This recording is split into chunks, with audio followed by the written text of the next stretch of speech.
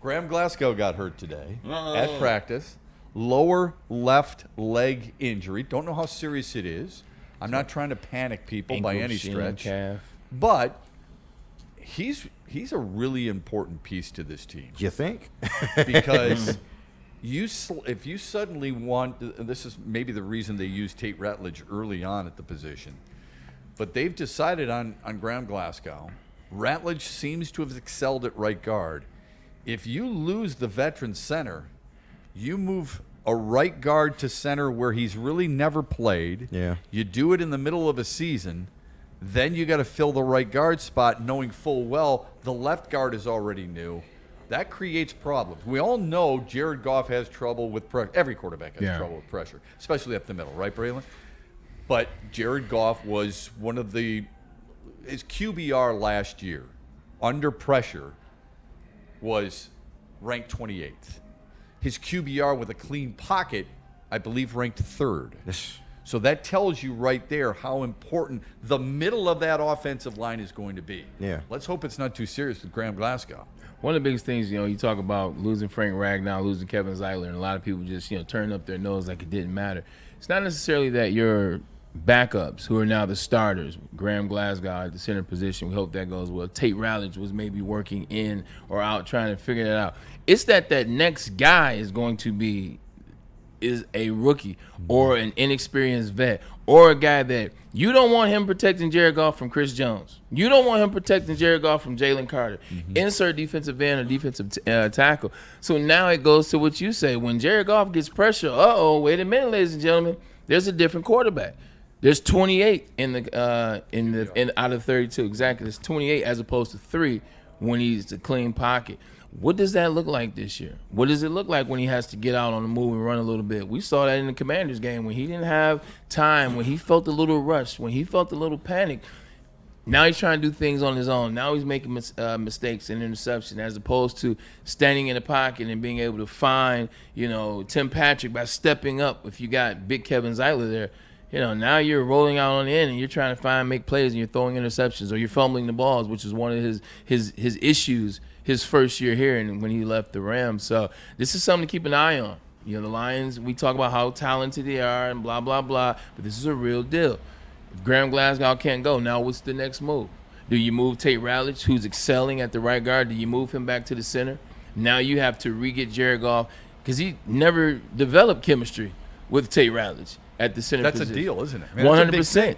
And you're talking how close to the season opener are we? Yeah, a couple weeks. 100%. So this isn't a good thing because the biggest thing is even if he comes back, Graham Glasgow, if he's good and we hope he's fine, we haven't heard anything otherwise, he's missing valuable reps of quarterback center exchange. Like I cannot tell you how valuable the quarterback center exchange is, and not taking them full speed. That messes you up a little bit timing wise. Guys, isn't it interesting that I would say a year ago when you looked at the offensive line, you might say the most or the least significant, I hate to phrase it that way, but of the 5 guys up front, the least significant might have been Graham Glasgow. Yeah, it was. Okay. Yeah. Now this year, because of the 2 losses and moving him to center, we all know Penei Sewell's the best in the business, but he might be the most significant. You can make that argument. Yeah, no, at this point. And shout out to CT Squid in the chat really quick. He says, no, you just bring in Yodi to play center until Graham gets back. Awosika is your best backup lineman, and he is also the backup center. He starts. It's that simple. All that sounds good, and everybody has an easy plan for him. Well, all you do is you move this guy here. Like, at what point do you guys, pay attention a little bit? At what point do you guys... okay, let me take a little step back. They have taken a hit. It is going to take a little bit to get that back on track.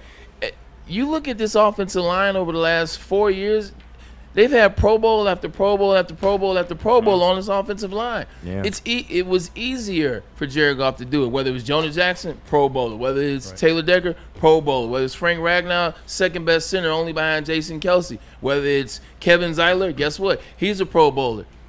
And one of the best right guards in the game last year relates to the running game. And then Penei Sewell, we know he is. This has been the offensive line, the rotating offensive line for the better part of 4 or 5 years. Yeah. Now there's no Kevin Seiler. Now there's no Jonah Jackson. Now there's no Frank Ragnow. Now Graham Glasgow, who told you center ain't even his favorite position. Right. Now he's hurt. So now we've gone from here, so Pro don't Bowler get to fined. Pro Bowler to this guy All Pro to this is stout. This is what we make our bread and butter to. One guy is getting old and long in the tooth at the left tackle. We're trying to figure out what the left guard is going to be this year. Very hopeful for Christian Mahogany, but the key word is hopeful. Still Right. trying to see it. The center position, who's going to play it right now? Tate Rowledge, looking up. I like that. Everything I'm hearing out of there, Dan Campbell doesn't blow smoke shut. So we can believe what we hear about Tate Rowledge and we saw in the game, and then won't have to worry about Big 58. Yeah. That's a cause for concern. And at a base level, CT, I think we would all agree that I like Yodi, but he is a downgrade from Graham Glasgow. Yeah. Well, there's a Big reason he's downgrade. second on the depth chart. Yeah, Okay, I mean, that's a fact. And some of my favorite stories from Braylon are about his conversations with offensive linemen. I don't think we would be saying this about if Sam Laporta went down, or if Jared Goff went down, or dare I say Amon-Ra St. Brown, even though the wide receiver room is pretty stacked. We say that flippantly about offensive linemen. We think it's that easy. Plug and play. Yeah. And it's really the most difficult because they work in such concert together. Yeah. Yeah, they work cohesion, man. That left goes with the left, right goes with the right. You get used to the man to your left. You get used to, let's say you're the center. You get used to wrapping the left guard. Like, I know how he'll cover things. I know how he'll cover my butt. I don't have to worry about this. It starts to become a blind system, if you will. I trust this guy. I trust this guy. He trusts the guy next to him, and you rock and roll. When you're looking to your left, every time it's a new guy, or it's a new person, or you're trying to figure out, dang, how's Christian Mahogany? What does he do when we go 33 blast? Like, does he chip off his left foot? Does he? Okay. It's an interesting thing because they are one of the.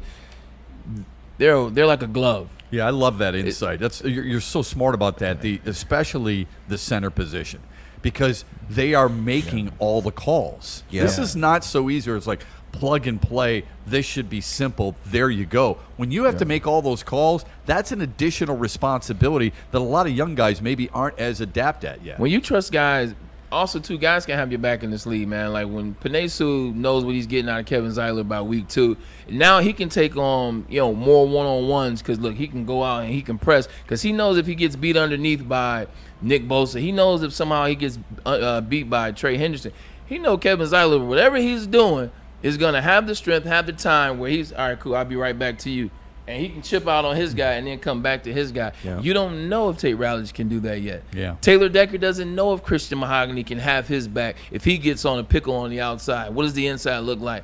When you have to worry about a lot more, it makes it tougher. So it begs the question: A, when will they know? I don't know if anybody can answer that question. But second of all, remember last week we played the soundbite from Tate Ratledge, complimenting Penei Sewell and how important he has been to his progress and how much he's meant to him, not just him as a right guard, but him as a guy getting to learn the NFL, right? And that he's confident that he knows Penei Sewell is going to have his proverbial back if some guy happens to beat him on a certain play. Those are some of the little things that oftentimes we just don't recognize. I know you do, but we don't recognize all that stuff. I think we, as a fan base, we just kind of fell in love with that next man up mentality. And when you look at the Lions last season, although we lost Hutch early, although we lost Marcus Davenport early, you were still able to win a lot of games, the most in franchise history, being injured. And I do understand it's the regular season, but I think just as a fan base, we've fallen in love with that next man up mentality because they've been able to do that. It's a good point. No, that is very fair. The next man up, it worked for you last year. And like I said, they led the league in some defensive categories. And you're looking like, this is like the 4th string DB. Right. This is like the 7th string defensive line. Jamal Adams was playing linebacker for you. 100%. Like, what are we talking And about? he was a badass as a safety. Completely, Right, I don't completely forgot about that situation. But the other side of it too is, I don't want to give all the credit, but it's realistic. That offense was so dynamic last year. It put so many teams in the chokehold. By halfway through the second quarter, you're passing the ball every down. Yeah. You're no longer trying to run the ball because Jameer's got 2 touchdowns. Like Every game last year. That's this is a fact. when I was my heavy betting phase. I'm no longer that guy. Right. But He's reformed. Yeah, no longer that guy. Every first quarter, you knew you were going to get 2 from Jameer and 1 from Demo. Yeah. You knew by the end of the first quarter, you were going to at least have 3 touchdowns. Yeah, teams are playing catch up. Great 100%. point. So now you got to pass all game. Yeah. That's how that defense was able to have such good defensive statistics with losing guys. They got to pass. Yeah.